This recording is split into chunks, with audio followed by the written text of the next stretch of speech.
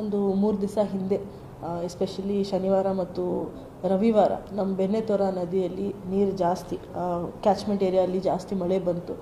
ಅಲ್ಲಿ 7 ಗ್ರಾಮಗಳಲ್ಲಿ ಬಹಳ ಇಶ್ಯೂ ಆಯಿತು. ಅಲ್ಲಿ ನಾವು 7 ಕಡೆ ರಿಲೀಫ್ ಸೆಂಟರ್ಸ್, ಕಾಳಜಿ ಕೇಂದ್ರ ಸಹ ನಾವು ತೆರಳಿದ್ದೀವಿ. ಅಲ್ಲಿ 600ಕ್ಕಿಂತ ಜಾಸ್ತಿ ಜನರು ಅಲ್ಲಿ ಇದ್ದರು. ಈಗ ಎಲ್ಲರೂ ಅವ್ರವ್ರ ಮನೆಗೆ ವಾಪಸ್ ಹೋಗಿದ್ದಾರೆ. ಅದೇ ರೀತಿ ಈಗ ಮೊನ್ನೆ ನಮಗೆ ವಾರ್ನಿಂಗ್ ಬಂದಿದೆ, ಮಹಾರಾಷ್ಟ್ರ ಕಡೆ ಇರೋದು ಎಲ್ಲ ಇಂಜಿನಿಯರ್ಸ್ ಕಡೆಯಿಂದ ಮತ್ತು ಆ ಕಡೆ ಇರೋದು ಜಿಲ್ಲಾಡಳಿತ ವತಿಯಿಂದ ಉಜ್ನಿ, ಸೀನಾ, ವೀರ್ ಡ್ಯಾಮ್ ಮತ್ತು ಬೋರಿ ನದಿಯಿಂದ 4 ಕಡೆ ಸಹ ಅಲ್ಲಿ ಫ್ಲಡ್ಡಿಂಗ್ ಆಗಿದೆ. ಹಾಗಾಗಿ ಅವರು ನೀರು ಬಿಡಿಸ್ತಾರೆ, ಕರ್ನಾಟಕ ಕಡೆ ಬರುತ್ತೆ.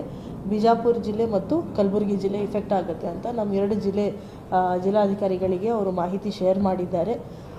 ಶೇರ್ ಮಾಡಿರೋದು ಮಾಹಿತಿ ಪ್ರಕಾರ ಈಗಾಗಲೇ ನಾವು ಏನು ಇನ್ಫಾರ್ಮೇಷನ್ ಇಂಜಿನಿಯರ್ಸ್ ಅವರು ಸಂಗ್ರಹಣೆ ಮಾಡಿದ್ದಾರೆ, ಉಜ್ನಿ ನದಿಯಿಂದ 35,000 ಕ್ಯೂಸೆಕ್ಸ್, ಸೀನಾ ಜಲಾಶಯ ಕಡೆಯಿಂದ 1.5 ಲಕ್ಷ ಕ್ಯೂಸೆಕ್ಸ್, ವೀರ ಜಲಾಶಯದಿಂದ 30,000 ಕ್ಯೂಸೆಕ್ಸ್, ಬೋರಿ ಎಲ್ಲ ಸೇರ್ತೀವಿ ಅಂದರೆ 2.5 ಲಕ್ಷಕ್ಕಿಂತ ಜಾಸ್ತಿ ಕ್ಯೂಸೆಕ್ಸ್ ನೀರು ಹರಿತಾ ಬರ್ತಾ ಇದೆ.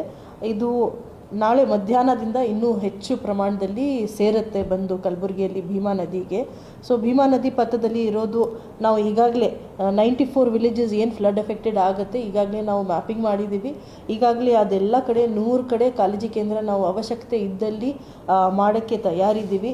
ಎಲ್ಲ ಪ್ರತಿಯೊಂದು ಗ್ರಾಮಕ್ಕೆ ಒಬ್ಬ ತಾಲೂಕು ಮಟ್ಟದ ಅಧಿಕಾರಿ ನಾವು ನೋಡಲ್ ಅಧಿಕಾರಿಯ ಅಂತ ನೇಮಕಾತಿ ಮಾಡಿ ಅವ್ರನ್ನೂ ಹೋಗಿ ಫೀಲ್ಡಲ್ಲಿ ಕನ್ಸರ್ನ್ಡ್ ಗ್ರಾಮ ಪಂಚಾಯತಿ ಮೆಂಬರ್ಸ್ ಇರಬಹುದು, ಗ್ರಾಮ ಪಂಚಾಯತಿ ಸಿಬ್ಬಂದಿ ಇರಬಹುದು, ಲೋಕಲ್ ಅಡ್ಮಿನಿಸ್ಟ್ರೇಷನಲ್ಲಿ ಇರೋದು ಎಲ್ಲ ಇಲಾಖೆಯ ಸಿಬ್ಬಂದಿ ಇರಬಹುದು, ಅವ್ರ ಜೊತೆ ಸಂವಾದ ಮಾಡಿ ಲೋಕಲ್ ಎಕ್ಸ್ಪರ್ಟ್ ಸ್ವಿಮ್ಮರ್ಸ್ ಎಲ್ಲರಿಗೆ ಐಡೆಂಟಿಫೈ ಮಾಡಿ ಅಲ್ಲಿ ಒಂದು ಸಭೆ ಮಾಡಿ ಈಗಾಗಲೇ ಜನರಲ್ಲಿ ಅರಿವು ಮೂಡಿಸ್ತಾ ಇದ್ದಾರೆ.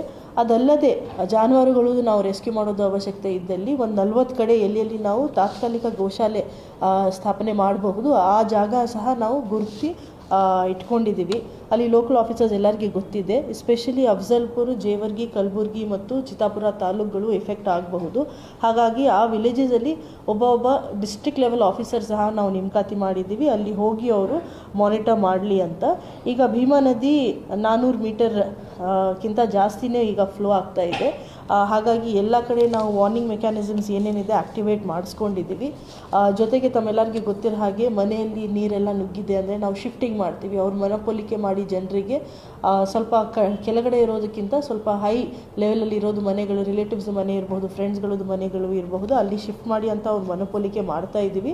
ಅದಲ್ಲದೆ ಯಾರಾದರೂ ಅದೂ ಇಷ್ಟಪಡೋದಿಲ್ಲ ಅಂದರೆ ನಮ್ಮ ಕಾಳಜಿ ಕೇಂದ್ರ ಸಹ ರೆಡಿ ಇದೆ. ಬಹಳಷ್ಟು ಜನರು ಫೋನ್ ಕಾಲ್ಸ್ ಮಾಡ್ತಾ ಇದ್ದಾರೆ. ಹಾಗಾಗಿ ತಾಲೂಕು ಮಟ್ಟದಲ್ಲಿ ಮತ್ತು ಜಿಲ್ಲಾ ಮಟ್ಟದಲ್ಲಿ ಈಗಾಗಲೇ ನಾವು ನಮ್ಮ ಹೆಲ್ಪ್ ಲೈನ್ ನಂಬರ್ಸ್ ಈಗಾಗಲೇ ಆ್ಯಕ್ಟಿವೇಟ್ ಮಾಡಿದ್ದೀನಿ. ಜನರಿಗೆ ಮಾಹಿತಿ ಸಿಗೋ ರೀತಿ ನಾವು ಒಂದು ಇದು ಮಾಡಿಸ್ತಾ ಇದ್ದೀವಿ. ತಮ್ಮೆಲ್ಲರಿಗೆ ಗೊತ್ತಿರೋ ಹಾಗೆ ಆಗಸ್ಟ್ ತಿಂಗಳಲ್ಲಿ 1,05,000 ಹೆಕ್ಟೇರ್ ಕ್ರಾಪ್ ಲಾಸ್ ಈಗಾಗಲೇ ನಾವು ಡಿಕ್ಲೇರ್ ಮಾಡಿದ್ದೀವಿ.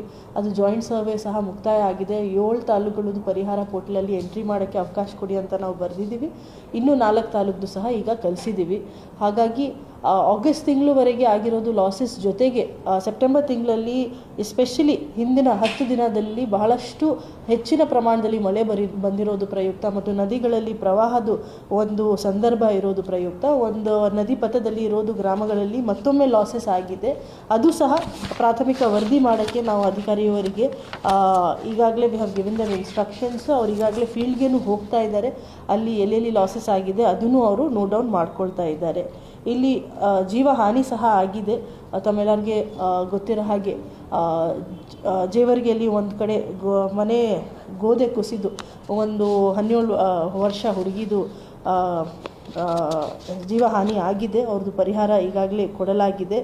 ಅದಲ್ಲದೆ ಒಂದು ಸೇಡಂ ಕಡೆ ಒಂದು ಡ್ರೌನಿಂಗ್ ಡೆತ್ ಆಗಿದೆ ಅಂತ ಈಗಾಗಲೇ ರಿಪೋರ್ಟ್ ಆಗಿದೆ.